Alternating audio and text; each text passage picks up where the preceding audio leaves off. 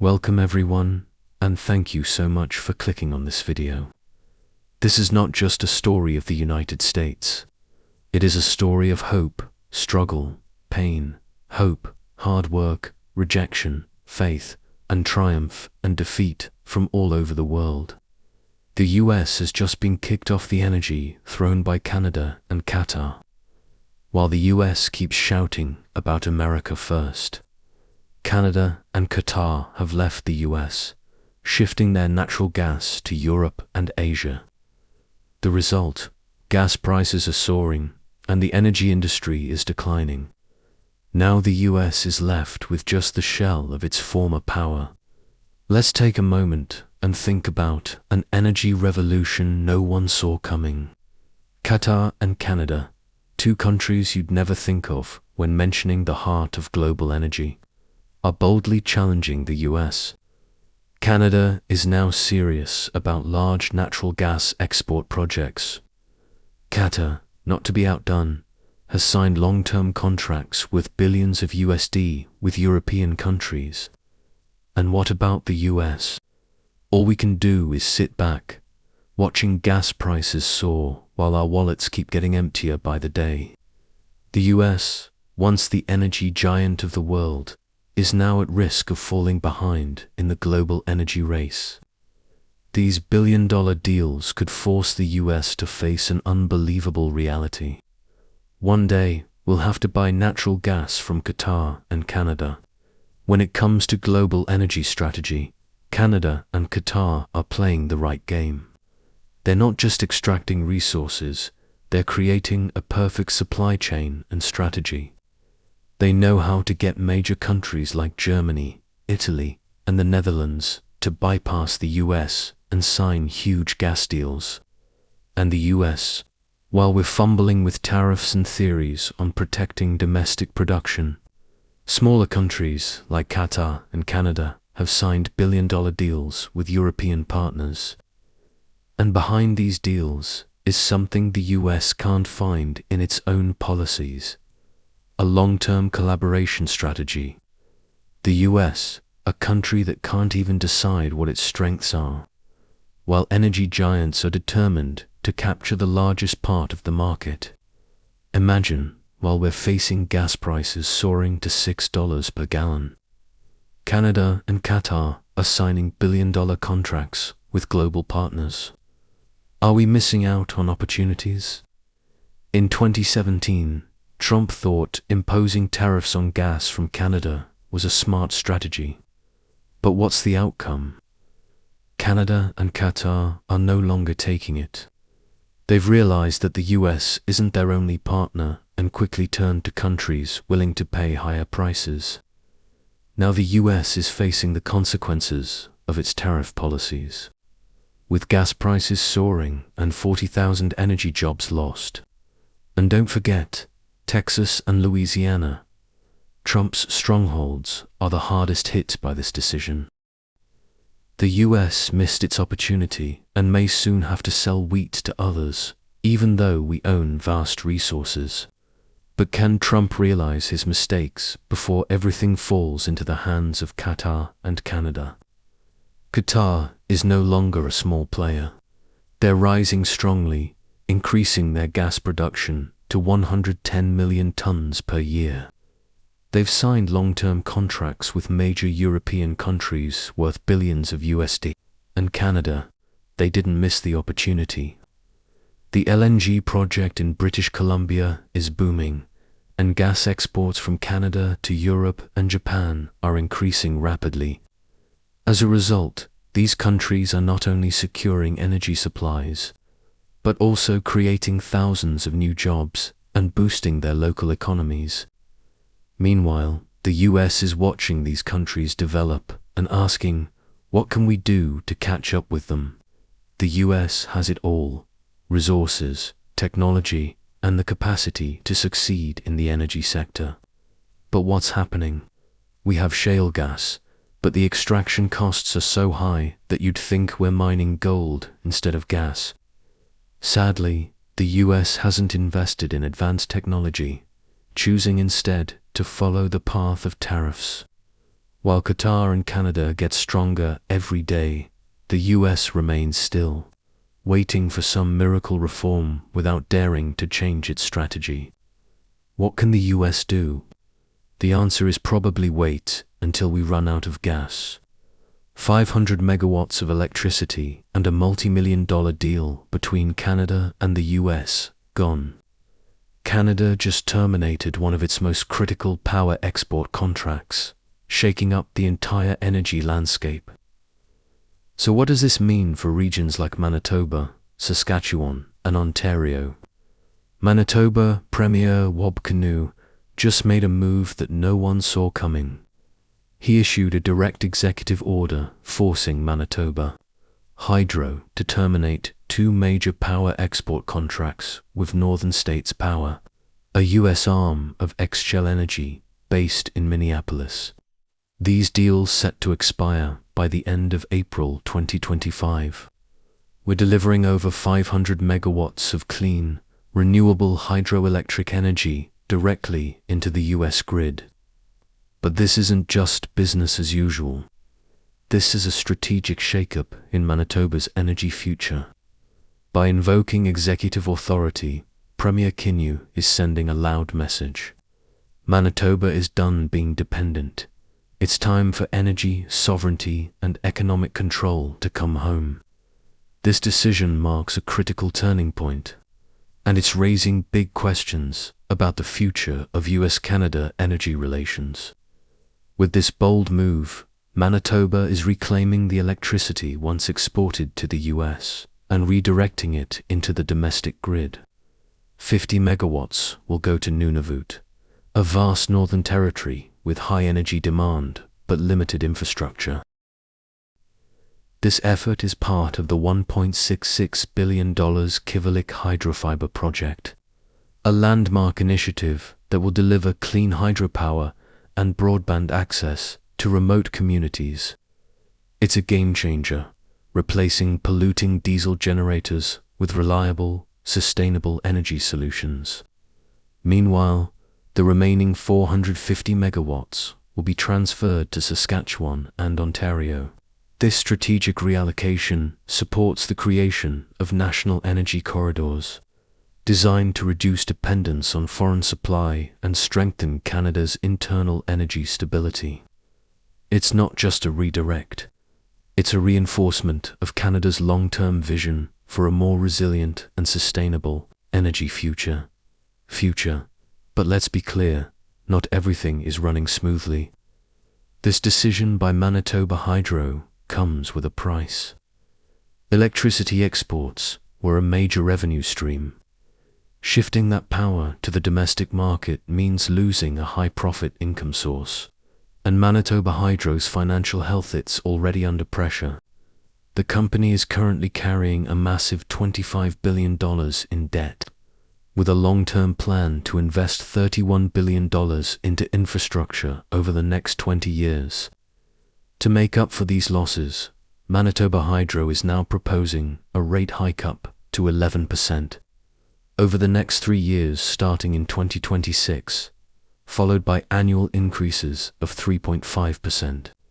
That's a big burden, especially for households and businesses already struggling with rising inflation and higher living costs. What was meant to be a path to energy independence could also lead to a new wave of financial strain at home. Not everyone is on board. Several experts and critics, including Lauren Stone from PC Hydro, are sounding the alarm. The shift from a high-profit export market to the more volatile domestic market comes with serious financial risks. The worry domestic customers may not be able or willing to pay prices high enough to keep Manitoba Hydro financially stable. And raising electricity rates, that's not an easy fix. Communities are already struggling with economic pressure and the rising cost of living. But that's not all. There's another major concern on the horizon. As part of its plan to boost winter energy capacity, Manitoba Hydro is considering adding gas turbines. That's right, fossil fuels. a move that directly contradicts Canada's pledge to phase out carbon-based energy by 2035.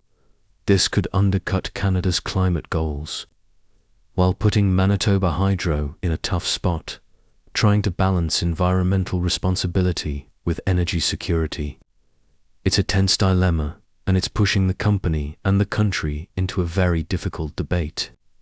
12,500 people in Idaho, packed arena, not for sports, not for music, but to hear something that's been hidden for far too long. Alexandria Ocasio-Cortez, AUSE, reminded the public that Donald Trump was convicted on 34 counts of criminal fraud and was also found civilly liable for. While she did not deliver a harsh condemnation, she didn't yell. She simply said, when he talks about criminals, he should look in the mirror. Then came the bigger questions. AOC questioned whether Trump's chaotic tariff policies were more than just economic blunders. She suggested they were strategically timed to benefit insiders, people who bought low and profited off national panic. With Trump's corrupt and disastrous and rushed tariff scheme, we saw Marjorie Taylor Greene buy that dip. I got one question for her. How much did you make? How much did you make off of people's despair? How much did you make off that panic? How much did you make off of that suffering? No more. We can't accept it. The trust in our economic system, something many of us have spent our lives defending, is being eroded, and that deserves serious reckoning. In the United States, the right to a fair trial is one of the nation's core principles. However, AOC issued a serious warning. When a leader expresses openness to detaining American citizens abroad without trial, it is no longer a political issue. It is a direct blow to the Constitution. We just saw President Trump express openness to taking US citizens and sending them off, without due process, to foreign prisons. It's anti-American, but the concern goes far beyond theory.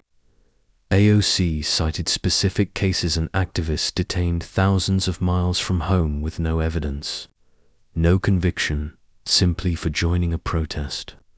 A student warned by school officials for writing an article that shared personal views. An immigrant, an LGBTQ individual, a history teacher, each one threatened, fired, or monitored, not for breaking the law, but for speaking their minds or simply living as themselves. She described this as a growing pattern of repression, where human rights come second to security. Her protest is seen as disruption, and where the most vulnerable become the first targets. And she emphasized, this is not the story of one side or one group of people. It will always be the people, the masses, who refuse to comply with authoritarian regimes, who are the last and strongest defense of our country and our freedoms. It is you. In her speech in Idaho, AOC delivered a clear observation. Trump is not an exception. He is the result of a system dominated by money and the wealthy elite. She warned of a system where billionaires like Elon Musk and major corporations don't just lobby, they finance political campaigns. They influence powerful committees and, in doing so, they directly shape national policy. Decisions that can change the lives of millions, from healthcare to energy to taxes, are increasingly controlled by those with financial interests tied to the outcome of those very policies. Just look at what Republicans have been quietly doing in Congress, voting to advance cuts on hundreds of billions of dollars from Medicaid and veterans benefits, so they can take that money and give it to billionaires in the form of tax cuts and sweetheart government contracts to their own companies like SpaceX. And finally, she made it clear, we cannot change this country unless we change the system that lets money dominate power. The story of $880 billion in Medicaid cuts was not presented by AOC through dry statistics, but through cold, uncomfortable truth. While people struggling with medical conditions are treated as burdens, billionaires receive $4.5 trillion in tax breaks. It may sound like smart economics if you're investing in yachts or the stock market, but for someone barely affording insulin, it's a one-way ticket to a crisis. And the excuse about healthy people abusing Medicaid, AOC pointed out only 2% actually fall into that category, which means the other 98% are paying the price for a grossly inflated excuse. Cutting Medicaid is not simply a matter of budget balancing. It's a matter of priorities between public health and private interests. And according to AOC, that is a deeply flawed choice. 12,500 people in Nampa didn't just come to cheer. They came because they wanted to be heard and seen. In a state often referred to as a conservative stronghold, a member of Congress being welcomed with such enthusiasm is no small matter. Why come to Idaho? Because you matter. And that line resonated not because it was emotional, but because it felt genuine. Not everyone lives in New York or California, but every resident of Idaho deserves the right to be heard, the right to access healthcare, and the right to feel that they are part of a larger story. $5 trillion, an enormous figure, has evaporated quickly. What happened? Trump's tariff policy causes market instability. Trump's tariff policy is the root cause of it all. The US dollar is weakening dramatically, markets are plunging, and the world is turning its back on these policies. And here are the numbers you can't ignore. Trump initiated the trade war by imposing a 25% tariff on goods from China and other countries. However, the real price to pay has been steep. $5 trillion were wiped out from the stock market just 48 hours after the tariff announcement. These numbers are not just milestones, they are clear evidence of the instability this policy has caused. Over the past period, the S&P 500 has dropped 600 points. The Dow Jones lost nearly 4,000 points, and millions of investors have watched their assets evaporate quickly. Investors are in panic, and this has made global financial markets more unpredictable than ever before. Never has the market fallen into such a state due to a single political decision. The EU and China assert their power.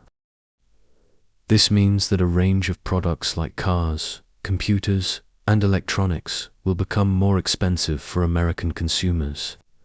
Not to mention, China has been actively seeking to promote alternative currencies and reduce reliance on the US dollar. The EU didn't stay on the sidelines either. They've taken strong countermeasures and are starting to build new trade alliances, reducing dependence on the US. Countries within the EU are focusing on finding new markets in Asia and South America. Trump's policies have made these countries no longer subjugated, but instead they are now asserting their own economic power. These alliances are not just long-term strategies, but also signals of a shift in the global power balance. While the US continues to isolate itself, other nations are strengthening new strategic partnerships to enhance their influence and foster sustainable development. This is not just a reaction to America's policies, but a strategic move to create a multipolar world. These countries are expanding their influence and preparing for a future that no longer depends on the old powers. The erosion of trust among allies.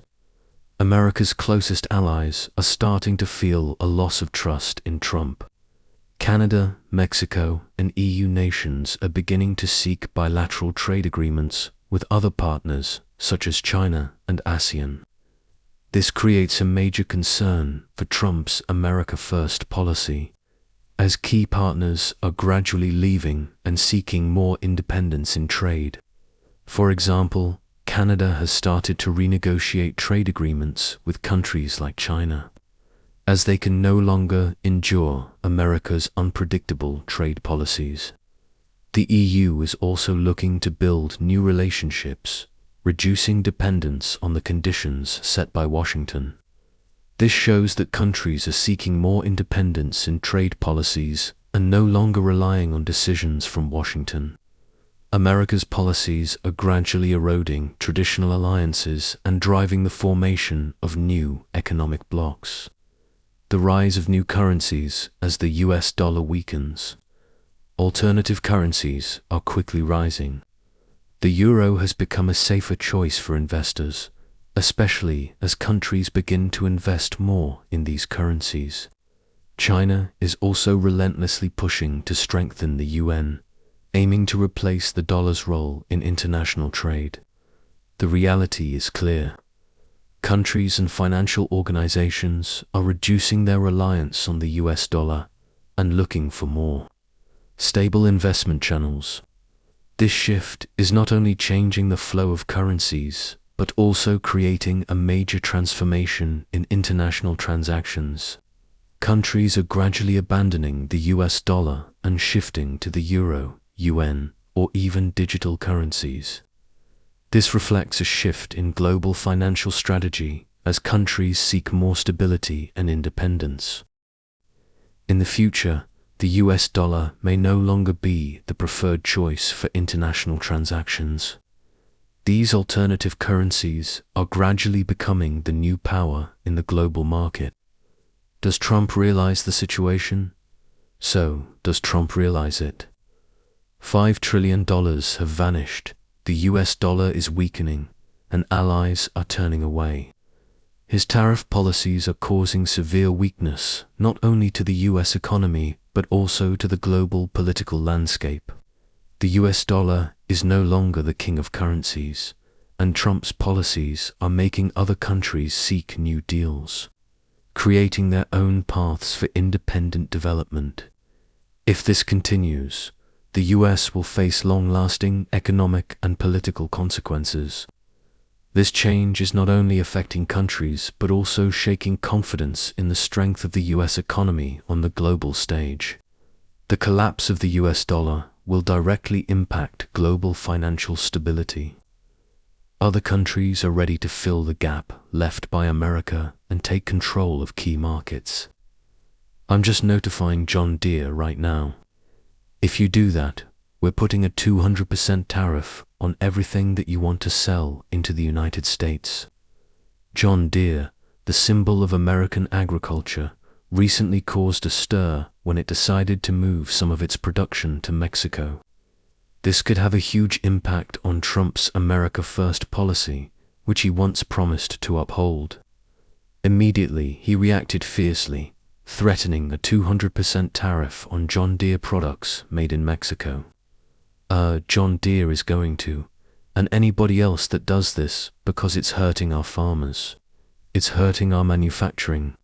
And if you do that, you're gonna have a 200% tariff put on the product that you make in Mexico, right across the border. They think they're going to make a product. But this move wasn't as simple as Trump thought. It could have unexpected consequences for the entire US agriculture industry. For Trump, John Deere's move to outsource production is a betrayal. A company so deeply tied to America, now searching for profits elsewhere. No surprise that he threatened to impose a 200% tariff on every product from Mexico. But John Deere wasn't shaken. They continued to defend their decision, stating it's a necessary move to remain competitive in the global market, while Trump tries to intimidate. John Deere has shown that American companies can expand globally without being locked in by domestic protectionist policies. With rising production costs in the US, moving production to Mexico was a matter of survival for John Deere. In the US, labor costs are twice as high as in Mexico, and if they want to remain competitive, expanding into emerging markets is absolutely necessary. Markets like Brazil, India, and China are increasingly demanding agricultural equipment. And if John Deere doesn't act, they'll be left behind. That's why Trump's high tariffs aren't just a threat to the manufacturing industry, they could also put us companies at a severe disadvantage in the global race. What's interesting is that this showdown isn't just about politics and tariffs. It's also a reflection of a big shift in the agriculture industry. Automation technology is gradually replacing traditional labor. GPS-controlled tractors, harvesting done by AI-powered machines, and drones scanning fields are no longer a novelty. But while technology is changing the game, Trump's protectionist policies seem to be holding on to an outdated economy, only deepening the divide in the agriculture sector. John Deere has proven that they're not afraid to face the pressure from Trump. This company understands that to stay competitive, they must expand globally. But will this force Trump to change his policies? That question remains unanswered. However, one thing is certain. If John Deere wins this battle, many other American companies will follow suit, making it even harder to protect domestic production than ever before. But they're going to have to pay a tremendous tariff, which means two things. They're not going to build the plant if it's not too late. They're not going to build the plant. This country is going to make a lot of money. Or they're going to build the plant, but they're going to build it in the United States somewhere. And ideally, a place like Michigan or South Carolina where we have a lot of auto business. But we're not going to let that happen. The showdown between John Deere and Trump isn't just about tariffs and protectionist policies. It's the story of the US economy facing an unavoidable change. If Trump wins, companies will be controlled by protectionist policies. But if John Deere wins, a big shift in how the US economy operates will begin. The cost of equipment has just gone through the roof to buy anything like that, because it just would be cost prohibitive. In the end, it's the American consumers who will pay the price.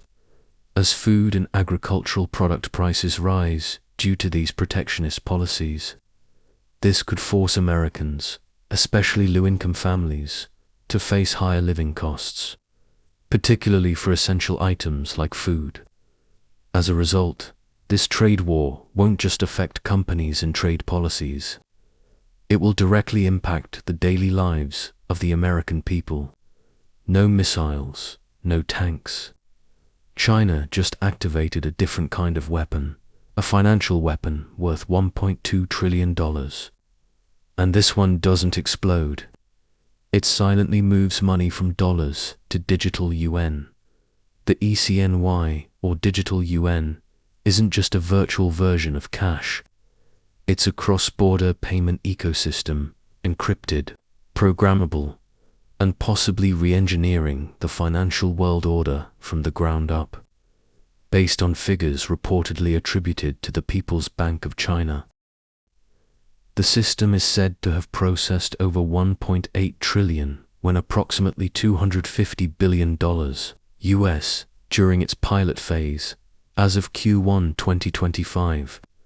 Detailed figures haven't been publicly verified, and third-party validation remains limited. Still, what matters here is not just transaction volume, but a shift in who controls the flow of money itself. If the dollar was once the crown of global finance, then ECNY may be crafting a remote control for that crown and quietly taking aim, while the rest of the world is still debating whether to raise or lower interest rates. China simply unplugged from SWIFT.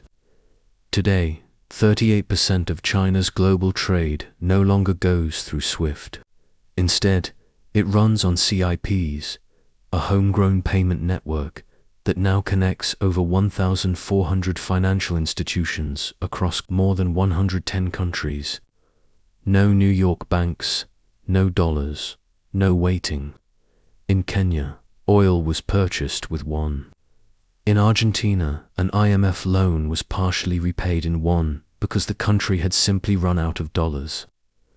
In Southeast Asia, 33% of regional trade with China now flows in non-dollar currencies. In just 2 years, the yuan's share of global transactions jumped from 1.9% to 6%, a threefold leap, not out of idealism, but out of necessity. This isn't a global financial revolution made in protest. It's one made in survival mode. Think of SWIFT as the world's post office.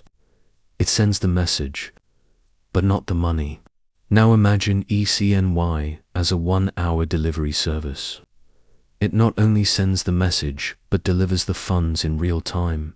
No intermediaries involved. A pilot test between Hong Kong and the UAE showed invoices settled in seconds, costs reduced by up to 98%. And today, CIP handles over $83 billion in transactions every single day. No longer a test. This is live, programmable, fully operational.